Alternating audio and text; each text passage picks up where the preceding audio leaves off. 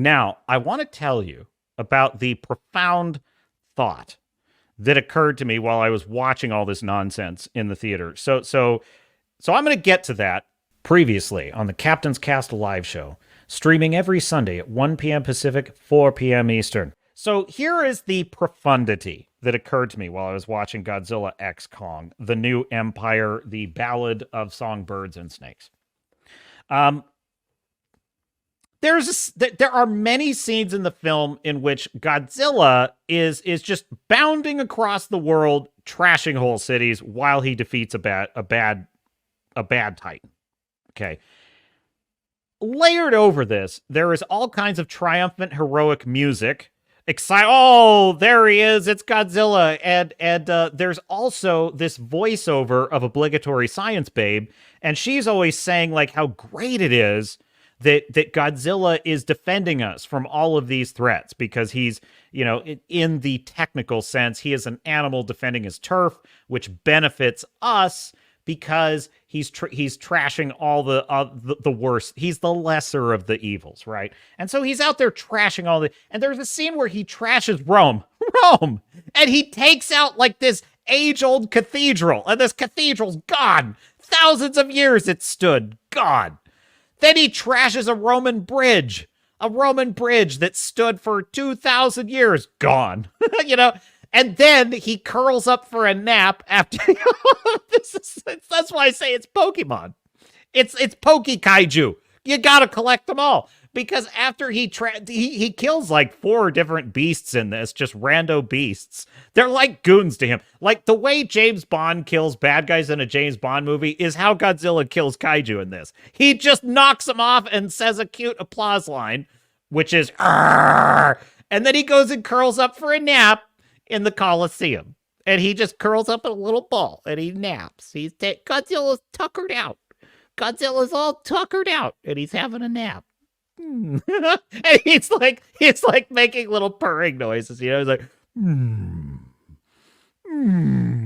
everyone's like, well, tourism of the Colosseum is closed for the time being because our favorite hero has taken a nap in it. Like, what? It's kind of cute though. I have to admit, it's kind of cute. I almost want like just a poster of like cute Godzilla taking a nap in the Colosseum. Star Fury, you've got to watch this movie. Star Fury, have you seen it, Star Fury? Yes or no? Quick in the chat, Star Fury. We get to about the third act of the film, and he shows up. He shows up at the pyramids, right? He's for like the first 5 minutes of the scene, he doesn't trash the pyramids. And I thought maybe they're going to let the pyramids slide because he's got some other business in Cairo that doesn't involve the pyramids, thank God. And I'm thinking, okay, they're not going to trash the pyramids. Now, why should I care? We're here to watch a movie about monsters trashing shit. But the odd thing is, it did bother me. It was like, I don't enjoy seeing these things destroyed. And of course, it just puts a splinter in my mind because now I'm thinking like, well, gee, the world seems awfully cavalier about the fact that every day he's trashing yet another legacy architectural thing. It's like, yes, I can understand that people are grateful that he's taking out the trash, the worst monsters, but at the same time, wouldn't the world just be horrified about this? Wouldn't the world be horrified? They're like, oh my God, we lost this cathedral that stood for 700 years. Gone. The Louvre, he took out the Louvre. My God, all that, the Mona Lisa, it's unrecoverable. Even if we're happy he's taken out the trash, we'd still be unhappy about that, wouldn't we? But not in this movie. In this movie, he literally is like Superman. It's Godzilla. If you think I'm right about Godzilla X Kong, consider subscribing, like it if you're seeing it on X, formerly Twitter, or Rumble. And if you think I'm dead wrong about this, make sure you hit that like button because you're going to want to hear more. So then Kong shows up and they fight. It's like Godzilla and Kong trash every single pyramid and they just level them. They just level all of them. And all to the sound of triumphant, exciting action music. Okay. And it suddenly hit me. It suddenly hit me what this film, the whole moral like suggestion of this film. Um, let's think about two films: the original 1956 Godzilla film and the original King Kong film. I'm talking about the old silent film, the original King Kong. Okay.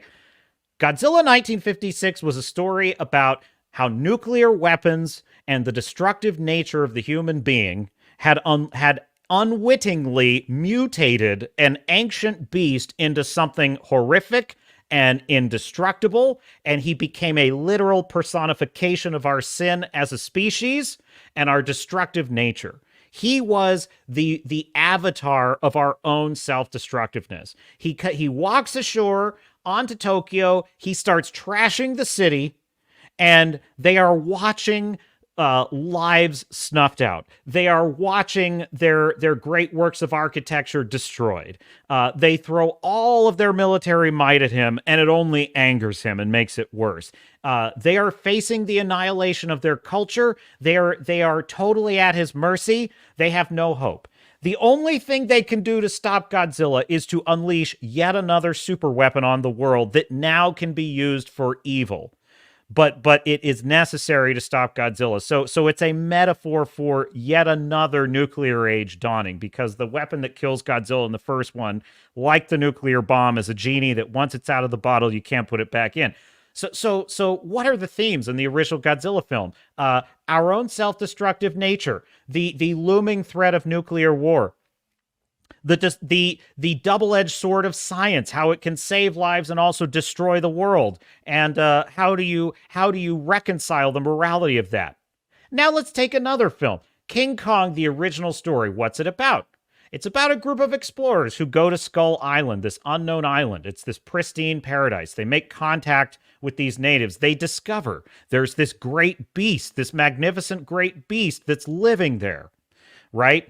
But rather than seek to understand the culture of the natives, rather than seek to observe but not interfere with King Kong, they see an opportunity to make money and to turn him into an attraction. So they wrestle down this great beast with all this significance to the local people. They drag him back to New York City because they think arrogantly that they can control him, and they decide to turn him into a circus freak and exploit him for money. But what happens? He breaks his chains, he gets loose, and he starts trashing the city. And then he climbs to the top of the Empire State Building. Now he's a threat to all of the city, and we have no choice but to shoot him down. So what do? We shoot this beautiful, magnificent creature that is the only of his kind, and we kill him.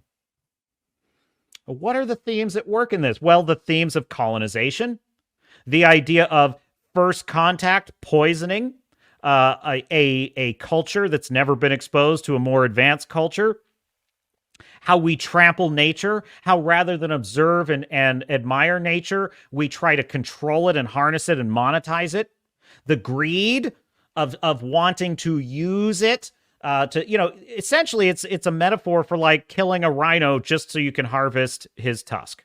That's basically what it's like. It's like poachers who kill an entire elephant just so they can get the ivory. That's basically what it is. And then the arrogance that we think we can control everything. And he gets loose, and the tragedy of the story is that we must destroy this one-of-a-kind, never-to-be-seen before or since creature. We kill it because of our own foolishness and not his. He should have been on that island. He should have been left in its natural environment, and he would have been fine. But no, we just had to go and meddle and destroy something beautiful because that's our nature.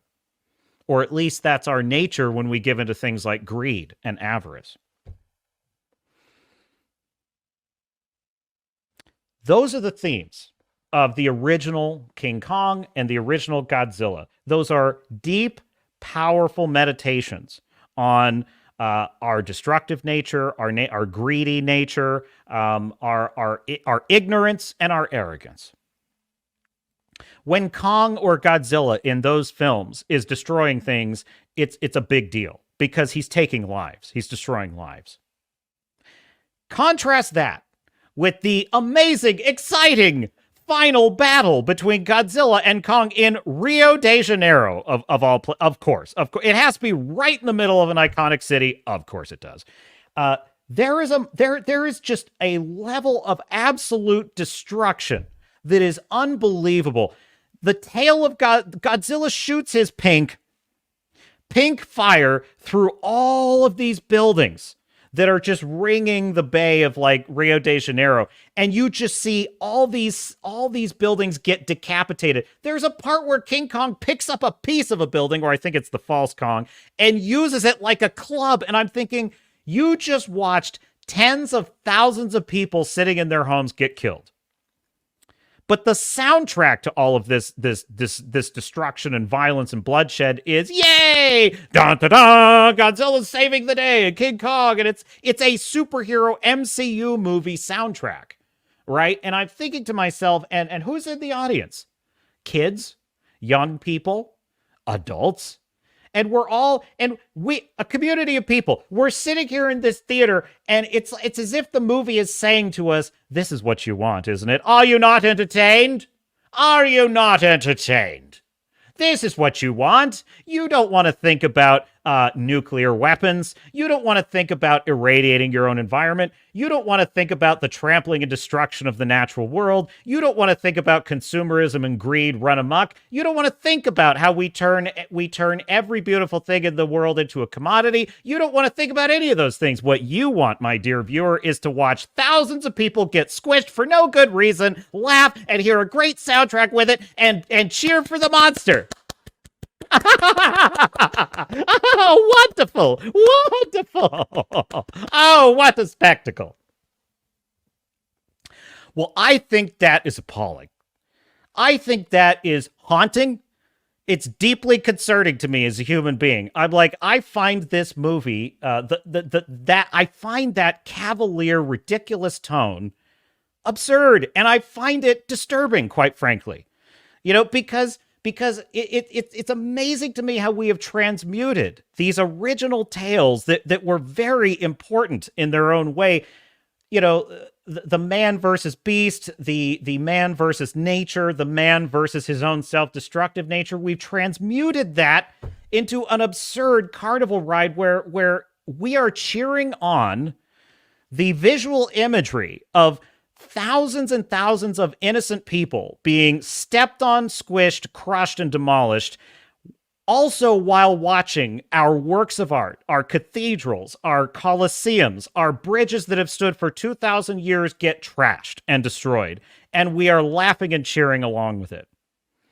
And I started to think, in a strange way, this is mirroring almost exactly how our civilization is going, because there was a time when those things were precious to us, and the sight of watching them get destroyed would have been unthinkable, unless there was a good narrative reason, a proper narrative weight to it, right? I'm not saying we don't want to see it destroyed. I'm saying with a good narrative reason, like, the War of the Worlds, right? Seeing Big Ben get heat rayed by the Martians, well, that's meaningful in the story because we're watching the death of our civilization. But not like this. Not like this. Not with, little kids in the audience. Yay, King Kong! And it's like you're watching thousands of years of human history destroyed, and you don't even see it. You don't even see that part of it. So this is the thought I had while watching this movie. And I thought, quite frankly, I'm starting to think 4 is a little high, but it's fine. I'll leave it at a 4 out of 10. But what I will say is, and I much prefer something like the original Godzilla or King Kong, or the Peter Jackson. Frankly, the Peter Jackson King Kong preserves all the themes of the original King Kong. If you want a really good Kong movie, go watch the Peter Jackson Kong movie. That's really the movie that lives up to what the tale is about. If you just want to enjoy some kaiju beating each other up, I don't hold that against. Enjoy it. Have fun. I'm just saying, could we do it with a little less glee when we're watching the cathedrals get taken down? isn't there a way we could do this that's at least not so damn boring? Seriously, like, isn't there a way we could do this where the humans are a little more meaningful? I think there's a way to get at it that's at least a little more interesting and, dare I say it, but, emotionally impactful than just laughing hysterically while he trashes the Coliseum. I don't enjoy that. It's just not a good way to get at it. And Star Fury says, I loved paste in kindergarten. Well, so did I, Star Fury, but we all have to grow out of it. My complaint, no, listen, no shade to anyone who ate paste in kindergarten. Look, we've all been there, bro. We've all been there, okay? But the difference between us and the typical garden variety Disney Lucasfilm or MCU writer is they never stopped eating paste. They got a taste for it, and they live on a steady diet of it. That's the problem. I hope you loved this clip from the Captain's Cast live show. Please like and subscribe. And did you know you can join us live every Sunday at 1 p.m. Pacific, 4 p.m. Eastern? In the live chat, you can join me and the rest of the crew as we set sail on yet another adventure, seeking out new storytelling life and new storytelling civilizations. And until next time, my dear sailors and starnauts, this is Captain Garrett saying, I will see you out there.